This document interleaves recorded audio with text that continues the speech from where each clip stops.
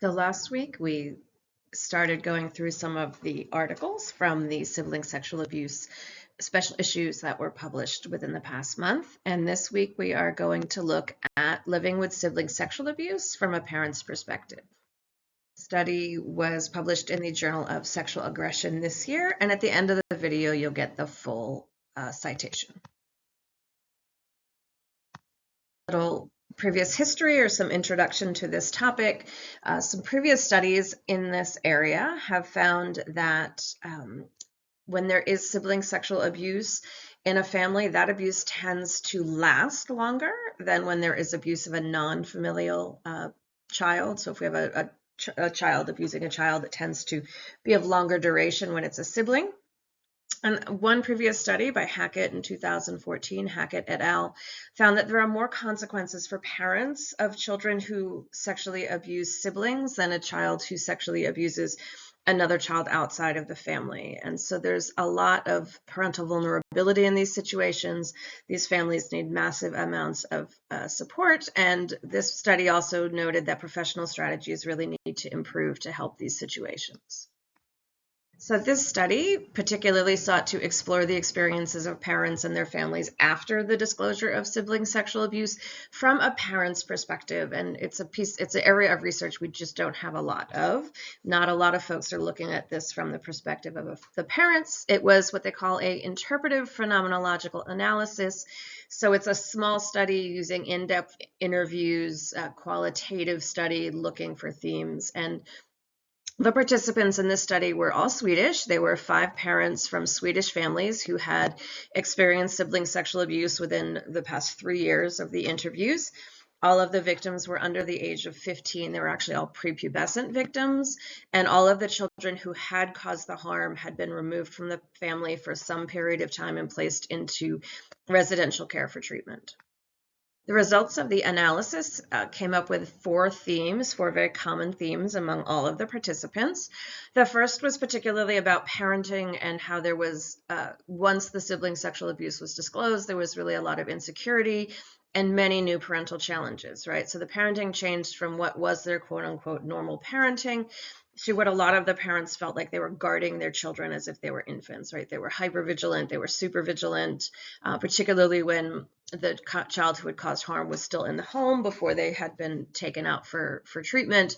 There was just this constant vigilance around all of the children.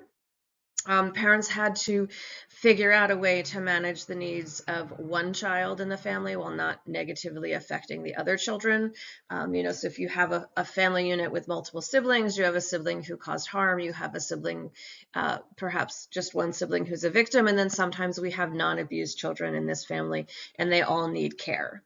Parents also had to figure out how to manage their own feelings, right? They often had strong and conflicting emotions. They're put in this position where everyone in this abusive situation are their children, and they had to figure out how to manage those feelings.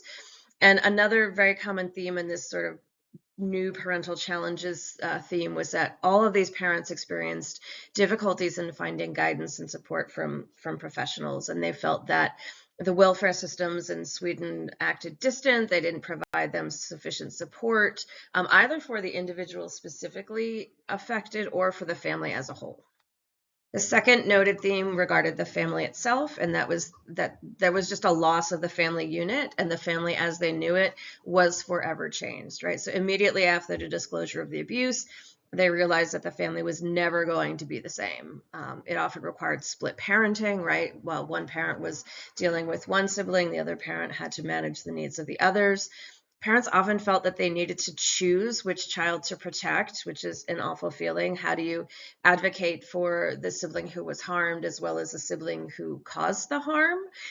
Because they both have needs, right? They're both children. They often found that harmed and non-abused siblings sometimes felt their parents were abandoning them when they went to go spend time with the sibling that caused harm. And if you remember the families in these studies, the child who had caused the harm had been eventually removed and placed into a residential treatment facility. So the parents would go spend time with them because that is their child, and this caused conflict in the family as well. And the family change wasn't just limited to the nuclear family, right? It was the extended family. How did holidays change, and grandparents and aunties and uncles and cousins and all of that? This affected the entire family, not just the nuclear family.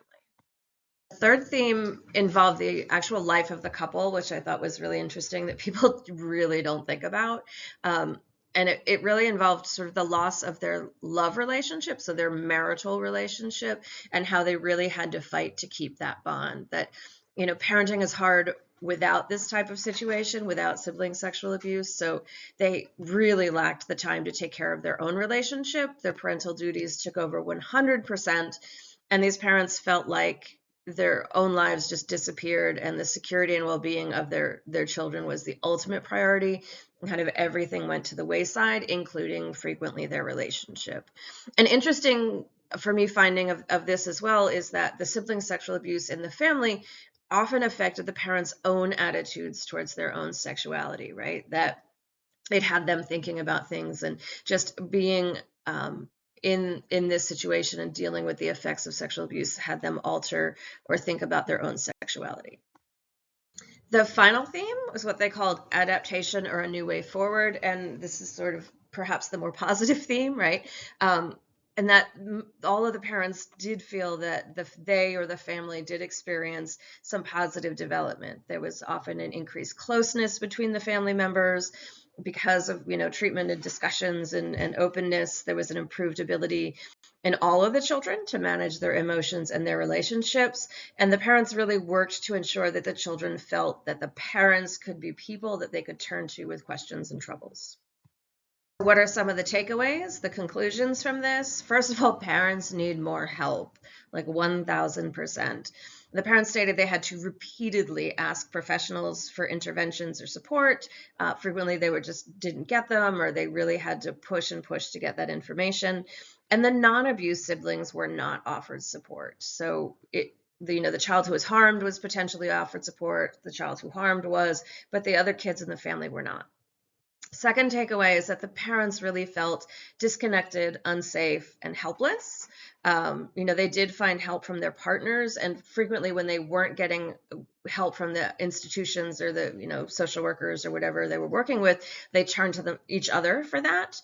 And there was an increased quality of the relationship with their children by going through all of this strife and all of this trauma and stress.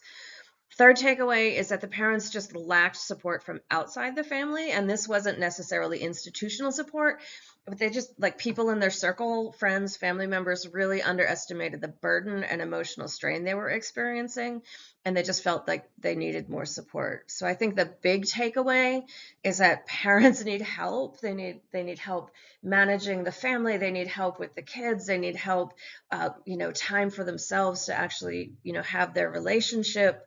And they just need support from everybody, because sibling sexual abuse is a family issue and it can't be treated just as an individual issue.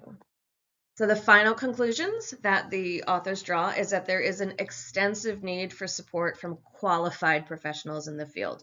Those professionals also tend to lack knowledge and skills to help these families, so they need more training.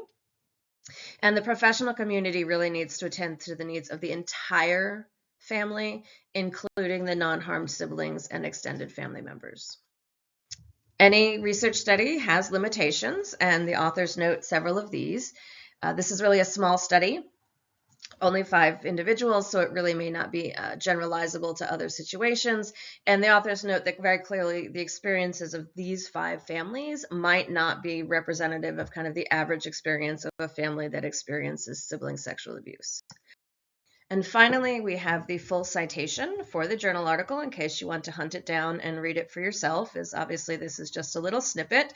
I am not going to try to pronounce the authors' last names, as I'm not going to be able to do it, and I apologize for that.